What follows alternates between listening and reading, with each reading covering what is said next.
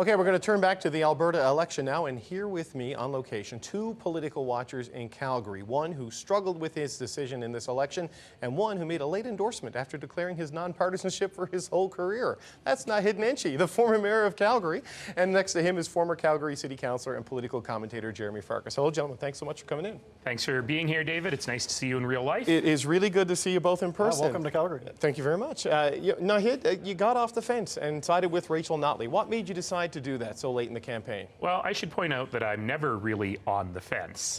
No. You know this. We Yes. talk every week. Yeah. But you know, I always analyze the platforms. I always help people analyze the platforms. But this time, in so doing, sure, the NDP platform was better than the UCP one, but there's something much deeper here. And my friend Jeromy here helped me get some clarity on this thinking, which is, you know, we are pushing the boundaries of something we haven't seen before in Alberta, and it may surprise people across Canada to know that this kind of real hard right stuff in power in Alberta is even uncommon for us. And when I started seeing Danielle Smith pushing the boundaries of what is acceptable, Right. pushing the boundaries of just telling the truth, and I'm sure Jeromy will have more to say about this, but when I saw her reaction to a candidate who just made repugnant statements saying that having trans kids in your kid's school is like having poop in your cookies. Yeah. You know, I just said there's something much, much more here. We've got to make this about values and trust and competence and leadership. And the stakes are really high. So I did something I was very uncomfortable doing. I wrote a very long column explaining my decision and told people that I will, in fact, be supporting the Alberta NDP in this election. Right, and Jeromy, just to be fair to Danielle Smith, she did disown that candidate, Jennifer Johnson, who made these comments, and has been told she will not be invited into the caucus should she win, which she is in fact expected to do tonight. But, you know, Jeromy, when we spoke, and I've listened to some of your commentary on the Calgary Eye Opener as well, you're a tortured man in this election, right? A lifelong conservative, and the soul searching that I've heard. I mean, where have you landed now on voting day? You know, it's tough to be a conservative, especially if you describe yourself as the vast majority of Albertans, I would say, are socially liberal or live and let live or progressive, but have a fiscal conservative sense of responsibility. But I would say the secret sauce to why the progressive conservatives, previous to the 2015 NDP government, the reason that they were able to hold power for as long as they did is that for all of their wards, they were able to listen. They had representation from Calgary, from Edmonton, from rural, some of the mid-sized cities. And it's been very strange to see our Conservative Party explicitly frame this, basically aiming for 80% of their seats to come from rural, with only just a smattering of Calgary urban seats to complete that. But I think what we're seeing is a strong push to the right, and it's been pretty astonishing to me to see very strange comments from Danielle Smith, things like boycotting the poppy, boycotting Remembrance Day, all these sorts of things that you'd think typically conservatives should be strong for in terms of supporting our troops. But if, say, the NDP candidate had done that, then there would be a firestorm. So just it's been astonishing to see the shrug and the push to some of the hard right direction we've seen. But the NDP are counting on a lot of people with this level of discomfort in Calgary, like you, to vote for them. I mean, are you able to do what your friend and colleague sitting next to you has been able to do and make that decision to vote for the NDP, or are you sitting this one out? Well, you know, I'm not making any endorsements, but I'm happy to share that I did decide to vote. I voted in a way I've never voted before, but for me, in terms of my values, they're socially progressive first, basically speaking to how we want to treat each other in this province, in this country. And some of what I think we've seen and the very tepid response from those in leadership, at least on the right, have really concerned me. As well as the reach of this group, this organization called Take Back Alberta. Yeah. It concerns me, and I think Naheed had mentioned, the question is, well, take back from whom, right? This mentality or this victim narrative that you're being put down by some outgroup who's here to either take your jobs or bring things back to the good old days. Well, guess what? Those good old days weren't so good for a hell of a lot of people. So this narrative I don't think is healthy, and frankly I think we're seeing it play out in the United States, where this is not just a bad strategy for conservatives, but it's also a losing strategy. Right, and my colleague Jason Markusoff has written an in-depth piece about Take Back Alberta. You should Google and read it. So Naheed, here it is, it's Calgary, right? There's this goat path, this threading of a political needle that Rachel Notley can do and win tonight. But it's a viable path, but it's a difficult path. How do you see this city breaking down as a guy like won every poll basically when you ran for mayor? Well, this This hasn't changed probably since January or February. The path has been exactly the same.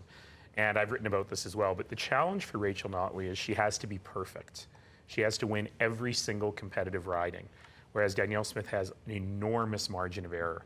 Now, a little bit of this is the NDP's fault. I think that since 2015, when they were first elected, they spent very little time looking for non-traditional constituencies.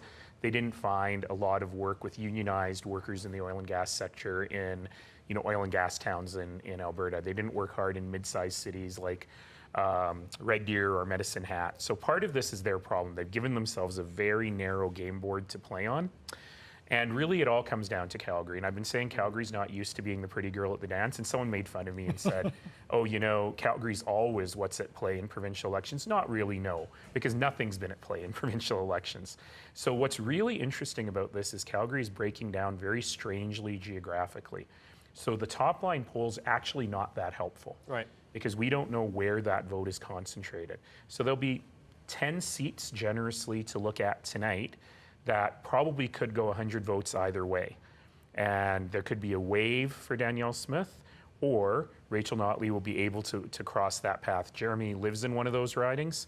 There's probably 5 or 6 more. My riding, which was the narrowest riding in Alberta for a UCP victory last time, probably is going to go NDP this time. But the rest of them are where the interest is. So, Jeromy, the math the New Democrats point to is 17 seats of the 26.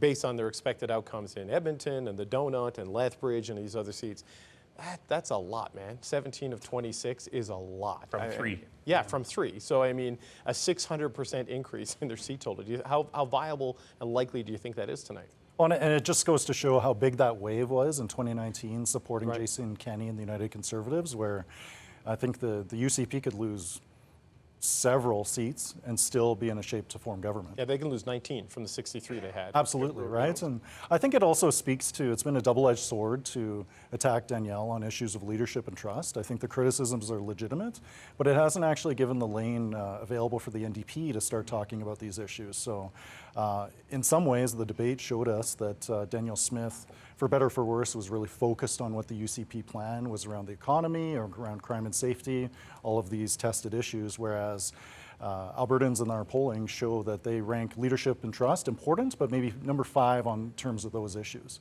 So it's been interesting strategy to watch the NDP focus on this campaign, and I think Janet Brown and some other commentators have sort of classified it as a too negative campaign. I don't know if I'd say that necessarily, because there's been slinging on both sides, but it certainly hasn't given the oxygen in the room to let the NDP get their own message out. I have a theory, Naheed, and tell me if I'm wrong, because I don't want to be that guy who comes in from Ottawa and pretends to know the provincial story, because these. You mean like Stephen Harper? Well, he just did that last week. I'm not getting into that. But it seems like a lot of the questions about Danielle Smith and her judgment and her background would have been baked in with the electorate already. Do you know what I mean? So is it fertile enough ground to plow for the NDP for an entire campaign and making the referendum on her the sole focus? One of the challenges here is there's just so much.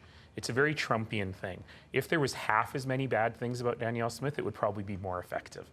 But what the strategy was, and it was a very sound strategy at the beginning, it was to, and Jeromy is like the outlier of this. It was to convince those who've always voted Conservative but are a bit soft in their support to be very worried about their party. The fact that they got as far as people like Jeromy actually shows that that was really effective. Right. But I do think in the last couple of weeks, they put up big billboards all over Calgary, which don't say NDP on them, they're just black and white. And they say this election is about trust and leadership. Right. And take you to a URL, it's about trust.ca. If it had been me, I think I would have done that at the beginning of the campaign, and at the end of the campaign, I would have switched to a more positive view of what can be done. So we all know healthcare is broken. Right. It is the fact that the NDP has a better plan to fix healthcare than the UCP, but they weren't really talking about it, just as an example. But Jeromy, your concerns with Danielle Smith and the UCP, well known, but let's look at Rachel Notley just for a second as a final point. She would be the most popular NDP leader in the history of the province. I mean, she was premier. I mean, she would certainly hold that status, I would assume. If you're running against perhaps the most controversial Conservative leader and you don't win, what does that say about the future of the NDP after this election if they can't get over the top in an election with this kind of a dynamic? I'm a political science major, so just wearing that hat, Yeah. it's been pretty incredible to see what Rachel Notley's been able to do over the last 8 years. Love her or hate her, she's been able to take what's been a party that's only operated in the margins to be able to immediately form government, as well as losing that government, but still gaining more votes than they did in the previous election. And the fact that we're talking about Alberta, perhaps in the popular vote, voting 47 or 48% for the NDP is an astonishing achievement. And I think regardless of the outcome tonight, if the NDP are able to pull it off, it's because of Rachel Notley in terms of her personal credibility and trust and brand amongst those moderate Conservatives. And that's really the issue that we're running into. The brand is so strong for the UCP and the leadership is weak, and the opposite is true for the NDP. So if the NDP is able to peel off those supporters to the NDP, it's going to be because of Rachel Notley. Okay. Gentlemen, I appreciate the insight. Naheed, I'll see you in Ottawa on Wednesday when this is all over. We'll do some postmortem, David. Yeah, we certainly will. All right, Naheed Nenshi and Jeromy Farkas.